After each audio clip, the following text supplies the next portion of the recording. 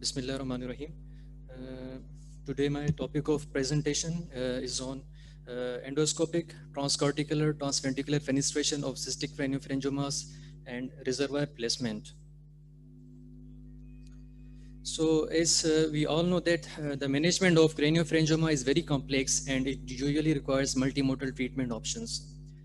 Aggressive surgical excision-related morbidity is very high. Therefore, more conservative approaches have been adopted, including neuroendoscopic management. Endoscopic fenestration of cystic craniopharyngiomas along with catheter and reservoir placement is one such option, and it is described here.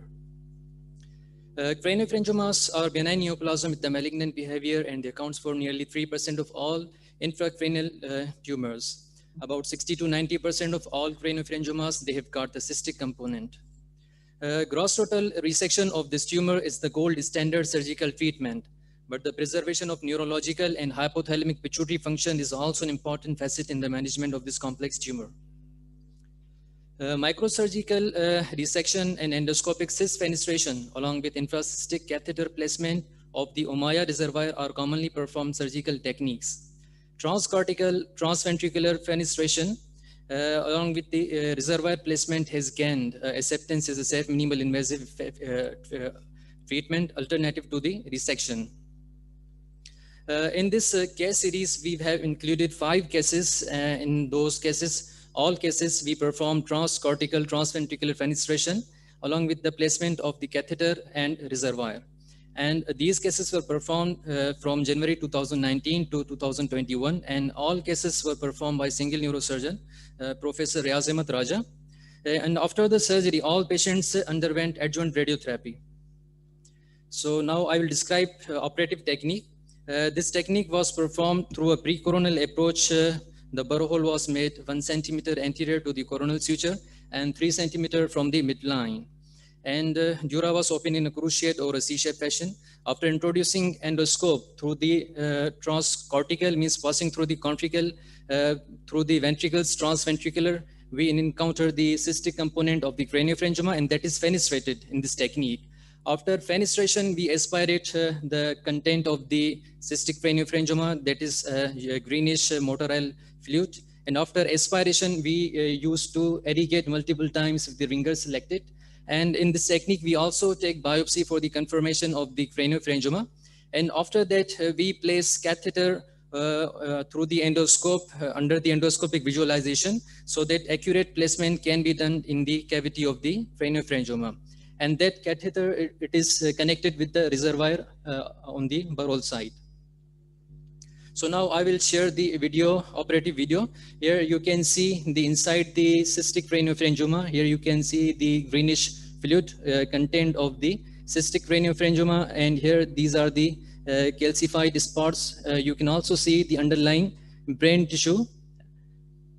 And after that, we aspirate all of the content of the cystic craniopharyngiomas. And after aspiration of the content, we irrigate it with the ringer selected multiple times. Now here you can see we are doing irrigation. After clearing all of the contents of the craniopharyngioma, we take biopsy. And after biopsy, now here you can see all of the contents of the craniopharyngioma has been cleared now. And under the endoscopic guidance, we place catheter in the cystic cavity of the craniopharyngioma so that accurate placement can be done. So this was the operative technique. Now I will share some of our cases. This is the pre-op CT scan of an 8-year-old child, came with the complaints of the headache and visual disturbance. Here you can see the major cystic portion of the craniopharyngioma. And now I will share the MRI. MRI also showing a major cystic portion of the craniopharyngioma. In this case, we perform same transcortical transventricular fenestration and the catheter and along with the reservoir placement. Now this is a post-op CT scan. Here you can evident placement of the catheter within the cystic cavity, and here you can also see the size of the ventricles. It is also decreased down. This is another case of a 16-year-old female with the cystic craniopharyngioma. These are the MR images, and she underwent same transcortical transventricular fenestration along with the catheter and reservoir placement. Here you can also see the catheter placement within the cystic cavity of the craniopharyngioma. This is the MRI image of 8-year-old child who came on a follow-up after the 6 months of the surgery. Again, in the MRI, you can see the, in second or third cut, you can see the reservoir placement. And now in the this coronal cuts, you can also, in the fifth image, fifth and sixth, you can see the reservoir placement. This is the post-op image after the 6 months.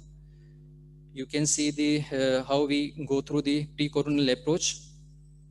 These are our other patients. So now on the results, we included 5 cases. 3 were male, 2 were female. Age range was from 5 to 18 years. Post-op clinical improvement occurred in all patients. 1 patient had recurrence after the 4 months, and we had got a good option. We aspirated through the reservoir. And 2 patients had got a reservoir related complications. They have got the shunt exposure through the skin. So what are the theoretical advantages of this approach? There are the less chances of hypothalamic pituitary related hormonal dysfunction and damage to the optic apparatus. Biopsy can be taken for the confirmation. There is accurate catheter placement under the direct visualization through the endoscope. Reservoir placement allows repeated tapping in case of the recurrence of the tumor. Better post-op recovery. This is ideal for the setups with a limited pediatric ICU backup. In case of recurrence, chemotherapeutic agents can be given through the reservoir. So what are the theoretical advantages of this approach? There are the chances of the recurrence, but we can aspirate through the chamber. Cortical entry site can cause post-op fits. Fluid spillage, it can lead to a chemical meningitis, but in our series, we did not evident any of the cases who developed chemical meningitis. And we also give the steroids post-op to all our patients. Reservoir and catheter related complications like infection, chamber exposure. In conclusion, endoscopic transcortical transventricular fenestration of the cystic craniopharyngioma is safe, simple and effective procedure with less perioperative complications. And it is ideal for the setups without pediatric ICU facilities, and it can be recommended in the management of the cystic craniopharyngiomas. Jazakallah.